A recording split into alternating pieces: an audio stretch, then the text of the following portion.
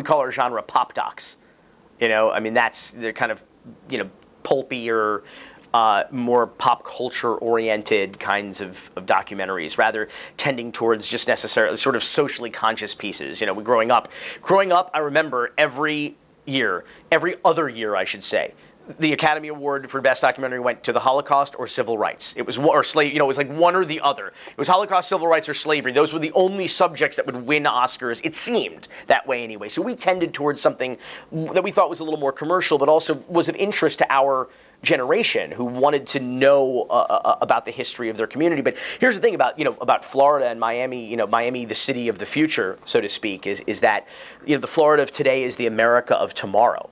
And that's why what happens in Florida, and particularly South Florida, is so important to the rest of the world. If you want to know what challenges or calamities will befall our nation in the decades to come, you need only come to the bellwether, the canary in the coal mine down here and figure it out. I remember interviewing a guy in the condo business, we'll say, after the Great Recession, and he said to me, he was like, dude, during that whole, because we were ground zero for mortgage fraud and for for the building, the boom and bust, for bank closures, for foreclosures, and he said, dude, before the Great Recession, he goes, we were down here in Miami setting the fires, and Wall Street was trying to read our smoke signals.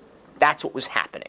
And I think there was a lot of truth to that. Even when The Big Short finally came out, you saw there was the whole Miami connection. There's always a Miami The first thing they did to understand what was the realities of the marketplace was come down to Miami to discover from a couple of cocky brokers that you could go to WAMU at the time. Remember when that place at Washington Mutual, to the drive-through and get your dog a mortgage. Like, that's what was happening at the time, rubber stamping these things. And you had to know that was a bubble that was going to burst and burst big. So, I think that the reason why Miami translates, first of all, everybody wants to come to Miami. That's why they call it Miami, for Christ's sake. People from all over the world. You probably go to the furthest reaches of the Brazilian rainforest or African villages and say South Beach, and people's eyes would light up. They would know exactly what you were talking about. It's just one of those brands that is instantly recognizable, the universe over, and so that's an appeal. But part of that for us was that what people outside of Miami think that Miami is only 15 blocks of Ocean Drive.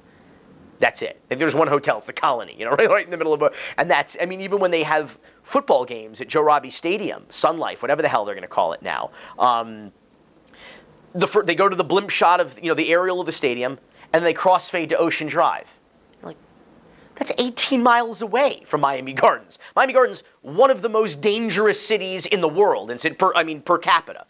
The crime rate, certainly one of the most dangerous cities in Miami-Dade, certainly Florida, the country, and Opelika is probably worse. The triangle of Opelika per capita is probably worse. But what even we sort of give this misconception about what Miami is, and I think that's the problem, is that people see Miami as a melting pot, and we are not. We are not a melting pot. We are more akin to a TV dinner where sometimes the peas fall over into the mashed potatoes because we self-segregate into our own communities and our own neighborhoods. You have the Jewish neighborhood. You have the African-American neighborhood. You have the Haitian neighborhood.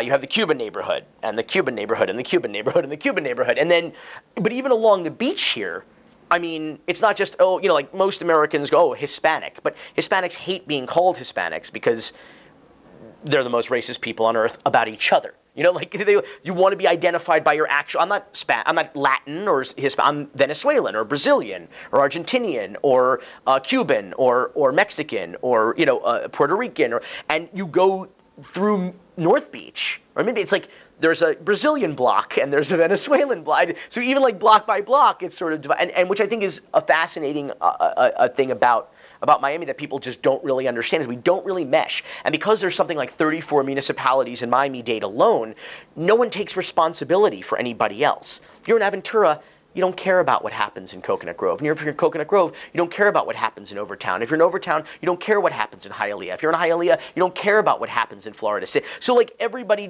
but that's not true. And Opelika, they just need to get rid of. Opelika needs to just not be a municipality. They need to be unincorporated Miami-Dade. It's always been a corrupt city. They need to get rid of every municipal government service there and absorb it into the county. I mean, if that's not abundant, if that wasn't abundantly clear decades ago, it should be. It should certainly be now. But like that's the problem. Is I always say like my cheesy kind of thought on it is it's not Miami or your Amy, it's our Amy. And until we start thinking that way, that like Miami is a collective experience. We all share the shitty traffic. We all share the shitty infrastructure. We all we all have to deal with the fact that the city of Miami collected decades worth of development impact fees and spent it on nothing having to do with infrastructure or improving quality of life in downtown and Brickell, despite the fact that 20,000 units in 20 blocks in 20 years appeared, and presumably there was going to be human beings with needs and with infrastructure, and that were going to wear on the infrastructure, and they did not. I get it. But that doesn't mean that where you have to go is so much more important than where I have to go, that you need to cut everybody off without using your turn signal to get 2 car lengths ahead of me.